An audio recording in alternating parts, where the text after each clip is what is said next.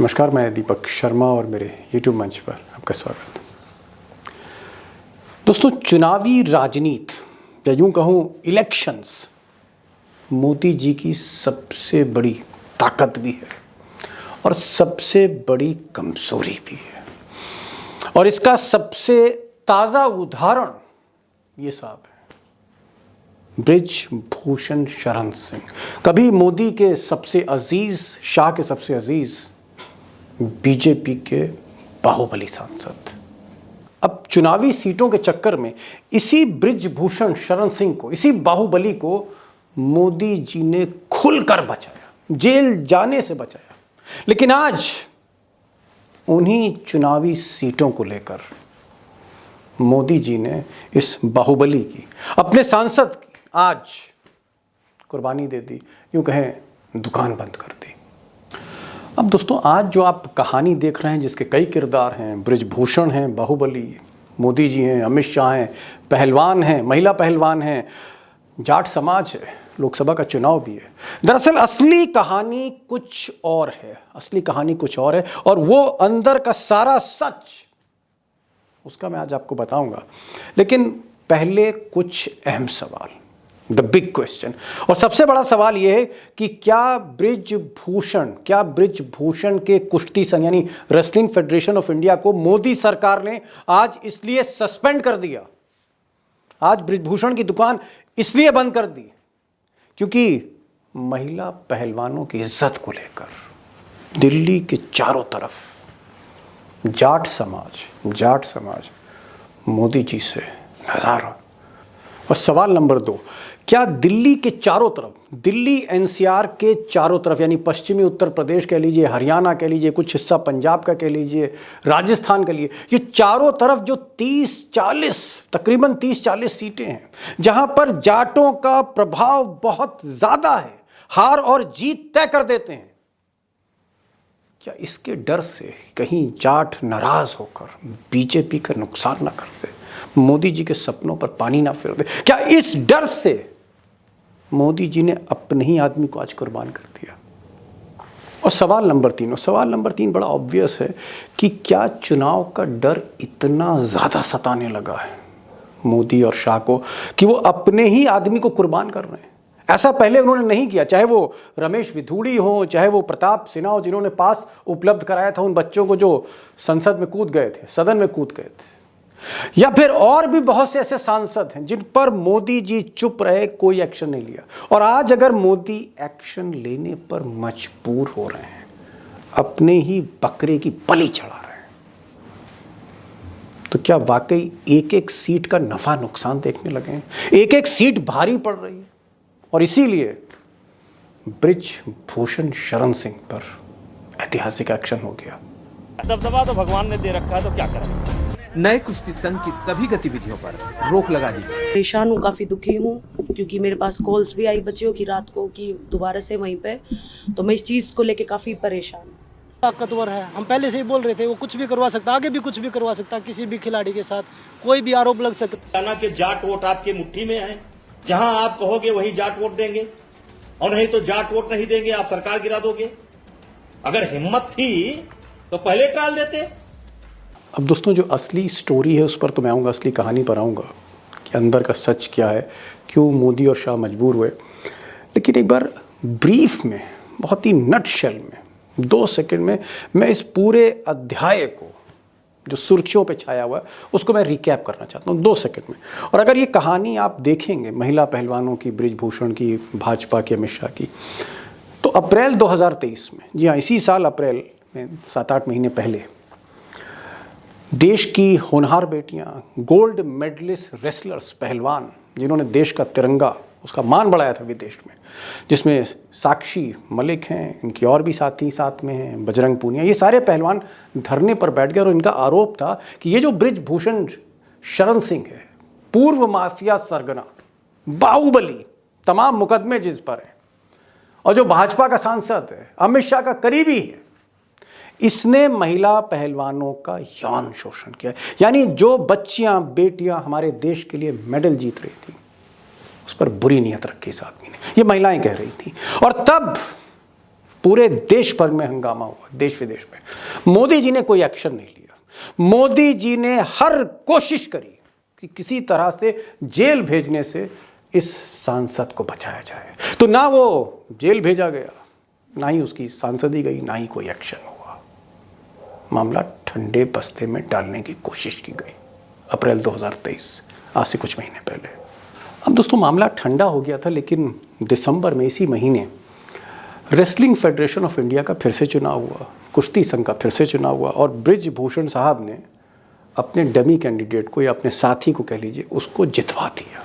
यानी एक तरह से बृजभूषण शरण सिंह दोबारा कुश्ती संघ के सर्वे सर्वा मालिक मुख्तार बन गए। और जब वो मालिक मुख्तार बने तो ये बेटियां फिर से डर गई कि आदमी जिससे हम बचना चाहते थे, जिसके खिलाफ हम सड़कों पर बैठे थे, फिर आ गया, फिर विराजमान है, ये फिर कुछ ना कुछ करेगा। और तब ये लड़कियां फिर से धरने पर नहीं बैठी। इन्होंने, बच्चियों ने, जिसमें साक्षी मलिक प्रमुख है, इसने कहा कि मैं कुश्ती ही छोड़ती हूँ, मैं ये खेल की दुनिया ही छोड़ देती हूँ, मैं संन्यास लेती हूँ। हम नहीं जीत पाए, पर आप लोगों का बहुत बहुत धन्यवाद। अगर प्रेसिडेंट बृजभूषण जैसे आदमी जैसा ही रहता है, उसका बिल्कुल सहयोगी है, उसका बिजनेस पार्टनर है, वो अगर इस फेडरेशन में रहेगा तो मैं अपनी कुश्ती को त्यागती हूँ और मैं आज के बाद कभी भी आपको मान नहीं सकती। अब इस बार बेटी के आंसू का इतना असर था जाट समाज पे। आप यूं कह सकते हैं कि जाट इतने इमोशनल हो गए, हालांकि वो इमोशनल लोग हैं भी, कि दिल्ली के चारों तरफ आप कह सकते हैं कि मोदी को लेकर, शाह को लेकर, भाजपा को लेकर जैसे एक नाराजगी का सैलाब उभर रहा। अब ये फीडबैक जब मोदी के दफ्तर गया, सोचिए क्या हाल हुआ होगा। और तब मोदी और शाह ने डिसाइड किया कि ये जो रेसलिंग फेडरेशन का जो चुनाव हुआ है, ये जो टीम फिर से चुनी गई है बृजभूषण की, इसको सस्पेंड करना ही होगा। सस्पेंड कर दिया। वैसे भी चुनाव सर पर थे। आप कह सकते हैं रेसलिंग फेडरेशन ही ना सिर्फ सस्पेंड किया, बृजभूषण अपने आदमी की दुकान बंद कर दी। अब मोदी जी ने जो सख्त फैसला लिया, या सख्त फैसला लेने के लिए वो मजबूर हुए, इसकी असली वजह गोदी मीडिया ने आपको नहीं बताई, बल्कि आपसे छुपाई। और मैं चाहता हूं कि वो जो असली सच है वो आपके सामने रखूं तथ्यों के साथ। अब दोस्तों अप्रैल 2023 में, इसी साल, जब ये चैंपियन बेटियां ये जंतर मंतर पे बैठी थीं और इनका ये आरोप था कि जो बृजभूषण है, रेसलिंग फेडरेशन का जो प्रेसिडेंट है, ये कहीं ना कहीं अपनी कुर्सी की आड़ में इन लड़कियों पर, बेटियों पर बुरी नीयत रखता है, और तमाम प्रमाण दिए गए। तो ये बेटियां चाहती थीं कि इस आदमी को जेल भेजा जाए, इसके खिलाफ FIR हो, एक्शन हो। अब लोग ऐसा कहते हैं कि उस वक्त अमित शाह और खासकर अमित शाह की जो टीम थी, उसका ये मानना था कि भाई बृजभूषण को डिस्टर्ब ना किया जाए। इसलिए डिस्टर्ब ना किया जाए क्योंकि जिस जगह से बृजभूषण आता है, गोंडा से, उत्तर प्रदेश में, वहाँ की 3-4 सीटें हैं, गोंडा, बहराइच, बलरामपुर, कुछ आप कह सकते हैं हिस्सा अयोध्या और बस्ती से जुड़ा हुआ। ये जो बेल्ट है, यहाँ की 3-4 सीटों पर ठाकुर बृजभूषण शरण सिंह का प्रभाव है, बीजेपी को फ़ायदा मिलता है। और 1.5 साल बाद चुनाव होने वाले, यानी 2024 की बात हो रही थी, असेसमेंट हो रहा था, तो कहीं बृजभूषण को जेल भेज के बीजेपी की बदनामी ना हो जाए और ये जो 3-4 सीटें ये डिस्टर्ब ना हो जाए। एक कहानी और थी, और वो कहानी ये थी कि आपको तो पता ही अमित शाह की योगी आदित्यनाथ से बनती नहीं है, और इत्तेफाक देखिए बृजभूषण और योगी आदित्यनाथ की भी नहीं बनती थी। तो दुश्मन का दुश्मन तो दोस्त होता ही है। तो एक रीज़न ये भी था कि अमित शाह और बृजभूषण के अच्छे रिश्ते थे, तो वो चाहते थे कि प्रोटेक्ट किया जाए। तो उस वक्त मोदी सरकार इस नतीजे पे पहुंची, जो उनके कैलकुलेशंस थे, कि भाई बृजभूषण को अगर हम जेल भेजते हैं तो बदनामी भी होगी और साथ ही साथ हमारी 3-4 सीटें यूपी में डिस्टर्ब भी होंगी। ये था प्लान। और इसीलिए किसी तरह से कुछ महीने बाद जब लाठीचार्ज वगैरह हो गया, तो इन बच्चियों को समझाया गया। रेलवे में नौकरी करती थी, रेलवे के अधिकारियों से इनको डराया गया कि नौकरी चली जाएगी, और मामले को कहीं ना कहीं बैलेंस किया गया। अब दोस्तों इस बीच एक और डेवलपमेंट हुआ, पॉलिटिकल डेवलपमेंट हुआ, और वो ये था कि अमित शाह को लगता था कि भाई थोड़ा जाट में हमारी थोड़ी सी कहीं ना कहीं पैठ कमज़ोर हो रही है। तो इस बेल्ट में, दिल्ली की बेल्ट में जो सबसे बड़े जाटों के नेता हैं वो ये साहब हैं, जयंत चौधरी, चौधरी चरण सिंह, पूर्व प्रधानमंत्री के पोते, आरएलडी के मालिक मुख्तार कह लीजिए, अध्यक्ष कह लीजिए। और पश्चिमी उत्तर प्रदेश में भी दबदबा है इनका, राजस्थान में भी है, हरियाणा में भी है, दिल्ली में तो खैर है ही। तो अमित शाह ने सोचा कि अगर जयंत चौधरी हमारे साथ आ जाते हैं तो इंडिया अलायंस भी थोड़ी कमज़ोर होगी और हमारा थोड़ा जाट में पैठ फिर से बन जाएगी। ये भी नहीं हुआ। और इस बीच दिसंबर आ गया। दिसंबर जब आया और एक नया डेवलपमेंट हुआ जो मैंने आपको पहले बताया, कुश्ती संघ का चुनाव हो गया, बृजभूषण की टीम जीत गई और ये लड़कियां फिर से आ गईं। और इन लड़कियों ने इस बार तो इंतहाई कर दी। उन्होंने कहा कि हम कुश्ती छोड़ते हैं, संन्यास की बात हो गई। और जब संन्यास की बात हुई तो वही जाट बेल्ट चारों तरफ दिल्ली के, हरियाणा, राजस्थान, पश्चिमी उत्तर प्रदेश, बागपत, मेरठ, सहारनपुर, मुजफ्फरनगर, मेरठ, अलीगढ़, मथुरा, इस बेल्ट में जाट फिर जाग गया। और तब एक संकट का सामना करना पड़ गया। और लोग ऐसा कहते हैं कि 1-2 दिन तक मीटिंग चली और उस मीटिंग में ये असेसमेंट था मोदी का, बल्कि मोदी के चाणक्य का, कि एक तरफ अगर बृजभूषण हैं तो 2-3 सीटें फंस रही हैं, और एक तरफ अगर हम एक्शन नहीं लेते हैं, अगर बृजभूषण पर एक्शन नहीं लेते हैं तो फिर 30-40 सीटें प्रभावित होंगी। और अगर जाट नाराज हो गया, क्योंकि 3 महीने बाद फाइनल है, फाइनल के सिर्फ 3 महीने बचे हैं, लोकसभा के चुनाव के सिर्फ 3 महीने बचे हैं, उंगलियों पे दिन हैं, और ऐसे में अगर चारों तरफ जाट नाराज हो गया तो भारी नुकसान होगा। और अंततः कैलकुलेशन हुआ, नफा नुकसान, कि ये 3-4 सीटें गोंडा के चारों तरफ, ये ज़्यादा इसकी अहमियत है या फिर 30-40 सीटों की, जहाँ कोई जाट नेता भी अपने साथ नहीं बढ़ा। ऐसी स्थिति में लोग कहते हैं कि ये एडवाइस किया गया कि चलिए गोंडा है या बलरामपुर है या अयोध्या से सटे हैं, राम मंदिर के बाद इसको बैलेंस कर लेंगे, संतुलन आ सकता है राम मंदिर के बाद। लेकिन ये जो दिल्ली के चारों तरफ ये जो आग लगी है, ये जो सैलाब है नाराज़गी का, एक बेटी की आप कह सकते हैं आंसुओं के बाद, इसको कैसे डील करें। और फिर फाइनली बलि चढ़ा दी गई, अपने ही आदमी की दुकान बंदी कर दी गई। यानी बृजभूषण का जो अध्याय था वो मोदी ने ही खत्म कर दिया। अब दोस्तों ये फैसला छोटा मोटा नहीं है, इतना बड़ा फैसला पहली बार 9.5 साल में अपने ही सांसद, जिसको बचाती चली आ रही सरकार 7-8 महीने से, उसी की कुर्बानी कर दी, उसी के अगेंस्ट चले गए, उसी के फेडरेशन को ही सस्पेंड कर दिया। ये फैसला यूं ही नहीं लिया गया जो मैंने आपसे कहा। इसके पीछे क्या गणित थे 2024 की, और ग्राउंड सिचुएशन, वो जो उत्तर प्रदेश की वो जो पट्टी है जहां दबदबा है इस बाहुबली का, वहां का क्या हाल है, क्या होने जा रहा है वहां पर, और जाट कैसे रिएक्ट करेंगे। मुझे लगता है इसको एक पर्सपेक्टिव में समझने की जरूरत है, एक सेकंड ओपिनियन की जरूरत है। और प्रोफेसर रविकांत, जो आप कह सकते हैं बृजभूषण के अखाड़े से कुछ ही दूर पर हैं, लाइव उनके पास चलते हैं, समझते हैं ग्राउंड जीरो से इस सवाल को। मेरा जो पहला सवाल है कि जब पिछली बार ये महिला पहलवान बैठी थी, हमारी बेटियां बैठी थी, गोल्ड मेडलिस्ट बेटियां बैठी थी, तो सरकार बचा रही थी। हम देख रहे थे कि बृजभूषण सिंह जो हैं वो अहंकार में डूबे हुए थे और अमित शाह पर कोई असर नहीं हो रहा था, मोदी जी ने भी कवच दे रखा था। और इस बार मैं देख रहा हूं, जब चुनाव के मुहाने पे फिर से साक्षी मलिक ने कहा कि भाई मैं तो इस्तीफा देती हूँ, मैं कुश्ती छोड़ती हूँ, और फिर बजरंग पूनिया ने कहा कि भैया मोदी जी पद्मश्री वापस ले लीजिए।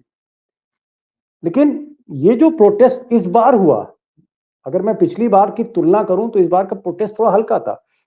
डॉक्टर साहब, सवाल मेरा ये है कि इतना हल्का प्रोटेस्ट था, फिर भी एक्शन बहुत जबरदस्त हुआ। इस बार मोदी जी रिएक्ट क्यों कर गए? इस बार अगर मैं सीधे कहूं, अमित शाह ने आखिरकार बृजभूषण की दुकान क्यों बंद कर दी? ये सस्पेंड क्यों कर दिया? जो उनका अध्यक्ष था, उनका जो रेसलिंग फेडरेशन था, उसकी दुकान बंद क्यों हुई? दरवाजा क्यों दिखा दिया?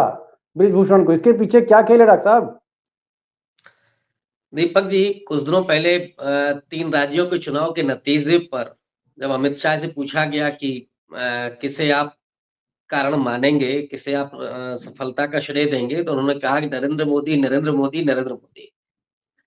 आज जो हुआ है, अगर उसके बारे में मैं कहूँ तो सिर्फ इलेक्शन, इलेक्शन, इलेक्शन और कोई इलेक्शन वजह नहीं इलेक्शन है। इलेक्शन? जी हाँ, अरे साहब, ये कुश्ती का इलेक्शन से चुनावी क्या खेल खेल है। चुनावी गणित में ब्रजभूषण एक तरह से फांसे की तरह लग रहे थे। तो अब दूध में मक्खी पड़ जाएगी तो क्या होगा? दूध तो फेंका नहीं जाएगा, मक्खी को निकाल के बाहर किया जाएगा ना। नहीं तो दूध वो कौन है तो बता दीजिए। ब्रजभूषण चुनाव चुनाव जो चुनाव दूध है। डेफिनेटली वो जी। चुनाव दूध है, तो दूध को बचाना, उसी मलाई भी बचाना। जो मक्खी में थोड़ा बहुत लिपट करके जा रही है, फेंक करके बाहर खत्म करिए उसको, बचाना उसको है ना। तो इस समय ब्रजभूषण की क्या हैसियत है आप बताइए जरा, चुनावी नहीं, मैदान में। आप ज्यादा बेहतर बताएंगे, आप तो वहीं बैठे हुए हैं, इसलिए मैं पूछ रहा हूँ आपसे ब्रिजभूषण। गोंडा, बहराइच और बलरामपुर, ये टेरिटरी मान लीजिए आप, बहुत ज्यादा। जी। कोई क्षत्रिय नेता है क्या और योगी जी के सामने टिकेंगे क्या? राजनाथ सिंह, योगी 2 बड़े लीडर है उत्तर प्रदेश से, उनके ठाकुर सामने लीडर। ठाकुर लीडर, उनके सामने ब्रजभूषण शरण सिंह की क्या हैसियत है? वो कोई जिताऊ तो है नहीं नेता कि कहीं प्रभाव डालेंगे। और इस बार की स्थिति तो ये है कि उनको टिकट मिल जाए। उन्होंने जितना बोला है ना पिछले दिनों, पहले तो उन्होंने कहा कि दबदबा कायम है, भगवान ने दिया है। आज एक चल रहा है, ट्रेंड कर रहा है ट्विटर पर कि दबदबा जूते की नोक पर। वो जो जी। साक्षी ने जूते रखे थे ना मेज पर, वो कहा कि अब हम जी। संन्यास लेते हैं कुश्ती से, उसी के नोक पर ये दबदबा गायब हुआ है। तो वो ब्रजभूषण सिंह जो कह रहे थे कौन काटेगा टिकट, तुम काटोगे क्या, एक पत्रकार से पूछ रहे थे। जी। जी। इस बार दीपक जी टिकट भी कट जाए तो आप आश्चर्य मत मानिएगा, टिकट भी कट टिकट भी सकता चला है? जाएगा इस बार हाथ से। क्योंकि नहीं, आपको सवाल क्या ये लगता है, उत्तर प्रदेश आपको की। आपको क्या लगता है? नहीं नहीं डॉक्टर साहब, मैं यहाँ रोकूंगा। आपको क्या लगता है कि आप कह रहे हैं टिकट तक कट सकता है? मतलब आज से 6 महीने पहले जिस अमित शाह, जिस ब्रिजभूषण पर, जिस बाहुबली पे सारे पत्ते चल रहे थे, आज आप कह रहे हैं कि अमित शाह कह रहे हैं कि इनका टिकट भी काट सकते हैं। आप ये कहना चाह रहे हैं? मतलब अर्श से फर्श पर आ गए हैं ब्रिजभूषण। बिल्कुल बिल्कुल, और ये उसी अहंकार की वजह से हुआ। जहां 7 महिला पहलवानों ने आरोप लगाए, मामला अदालत में चल रहा है, फिर भी आप कह रहे हैं। चुनाव हुआ, चुनाव में 15 में से 12 है आपके वफादार लोग चुने गए। संजय सिंह आपका राइट हैंड, आपका व्यावसायिक पार्टनर, वो अध्यक्ष चुना गया। फिर आप गोंडा में वो अंडर 15 अंडर 20 करा रहे हैं, जो नेशनल प्रतियोगिता है, और उसमें से लड़कियां साक्षी को कह रही है कि दीदी अब क्या होगा। और उसके बावजूद आप सुरक्षित बने रहेंगे चुनावी बेला में। ये 1 साल पहले का मामला नहीं है, ये हिसाब किताब मोदी जी समय पर करते हैं। हाँ, ब्रजभूषण की एक जरूरत थी एक जमाने में, नो डाउट वो काम के आदमी है, गोवा की सरकार बनाने में उनकी बड़ी भूमिका रही है। लेकिन इसको ये तो लोकसभा का चुनाव है जहां हैट्रिक दांव पर है मोदी जी की, कोई मैं जोखिम डॉक्टर नहीं साहब, लेना चाहेंगे मोदी जी। डॉक्टर साहब, मैं समझ गया, मैं समझ गया। आप ये कहना चाह रहे हैं कि अगर ब्रिजभूषण के साथ गुजरात लॉबी जाती तो आपका कहना है कि भाई 2-3 सीटों का फायदा होता, 2 सीट का फायदा होता, और पता नहीं होता कि भी नहीं होता, क्योंकि साख काफी नीचे ब्रिजभूषण की आ गई है जब से वो इन बेटियों से टकराए हैं। तो इसको क्या माने कि ब्रिजभूषण की वजह से 2 सीट जीतते, लेकिन ये जाट लोगों को अगर परेशान करते, जाट समाज को, तो 25-30 सीटें चली जाती हैं, और 25-30 सीटों पे नुकसान हो सकता था बीजेपी का। ठीक है, नफा नुकसान में जो फैसला लिया मोदी जी ने कि भाई चलो ये कुश्ती का जो संघ है इसी को भंग करो, इसको सस्पेंड करो इसको। क्या आपको लगता है कि ये जो बाहुबली है ब्रिजभूषण, अभी तक ये अमित शाह के काम का था, तो ये घोड़े पे सवारी कर रहा था, अब इसको घोड़े से उतार के पटकनी दे दी? ये यूज एंड थ्रो पॉलिसी है मोदी जी की? मोदी जी की क्या जो पॉलिसी है गुजरात लॉबी की, वो यूज और थ्रो है, काम निकालिए और फेंकिए, ऐसा है क्या? डेफिनेटली वो है प्लस वहां पर जो खामोश रहते हैं उन्हीं का चल थोड़ा बहुत बना रहता है। और ये तो सब जानते हैं कि कब किसकी बलि दे दी जाए। वहां बड़े से बड़े दिग्गज भी ये जानते हैं कि हमको कब निकाल करके बाहर कर दिया जाए। एक नहीं, आपको कई उदाहरण मिलेंगे, आप दर्जनों बड़े बड़े दिग्गज चले गए।